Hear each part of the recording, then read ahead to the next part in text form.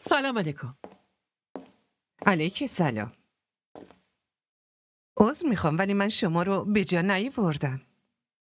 شما مادر زین هستین؟ بله، من مادر زین هستم. امرتون؟ اسم من ستاره است. اینم دخترم انبرینه.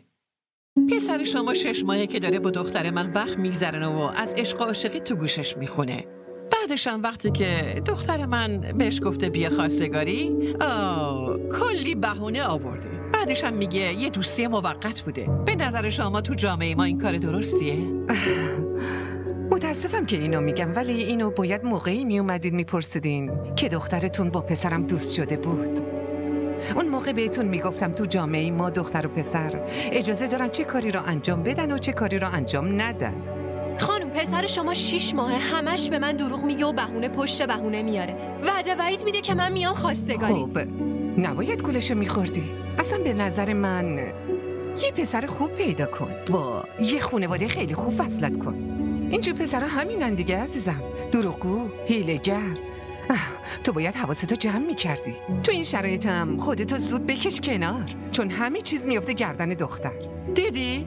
بهت نگفته بودم؟ اینجا هیچی دستتو نمیگیره. مادر این پسرها همینن. از قبل خودشونو برای هر چیزی آماده کردن. برای هر چیزی یه جوابی تو آستین دارن. ما که رفتیم ولی یه روز خودت هم به چه کنم میافتید. پاشو بریم. آخه واسه چی بریم؟ ما آدمای آبروداری هستیم، زود کوتاه میایم. ولی این پسرت اشک تو در میاره. برو. دیدی؟ چه رویی هم داره. دخترش مقصره، بعد هرچی از ذهنش در میاد میگه. حالا فهمیدی این داداش چه آدمیه؟ سلام مامان. علیک سلام. بالاخره اومدی آره؟ نه کجا اومدم؟ هنوز سورا هم. یه رو 20 دقیقه دیگه میرسم. چطوری؟ شیطون کجا هستی اصلا؟ ها؟ صبح میری شب میای، اصلا نمیبینمت. ای مامان، شعر اون شاعر بزرگ رو نشنیدی؟ میگه دور باشی و تپنده بهتره تا نزدیک باشی یا زننده. برای چی تو انقدر تحویلم میگیری؟ برای اینکه کم جلو چشمت میام دیگه. اگه هر روز یه سر جلو چشمت باشم دیگه ارزشمو از دست میدم. انگار ادبیاتت خیلی خوب شده. این شاعری هم که گفتی حتما مادر نیست، چون اگه دید مادر رو داشته باشی حواست فقط پیش بچته. ارزش بچه هیچ وقت برای پدر و مادرش کم نمیشه پسرم. ولی یه چیزی رو میدونی امیر؟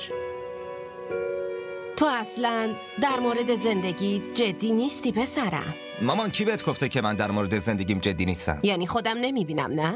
من مادرت نیستم؟ مامان تو این خونه یه کسی زندگی میکنه که بیشتر از خودم به فکر منه. شما برو از خودش بپرس. اون بهت میگه که امیر چقدر تو زندگیش جدیه. روبا معلومه؟ برو ازش بپرس چقدر میخونم، چقدرم رو زندگی متمرکزم. آها، رباب بیچاره انقدر که مهربونه خودت هرچی بهش بگی تکرار میکنه. هرچی خودم بگم میگه. هرچی. حالا کجاست؟ فکر کنم امروز تا 10 شب شیفتشه. میاد. نیایشم که با دوستای دانشگاهش رفته پیکنیک. اونم که فقط همینو بلده. برم یه دوش بگیرم سرحال بشم. زیر دوشم یه ذره به آیندت فکر کن. حتما.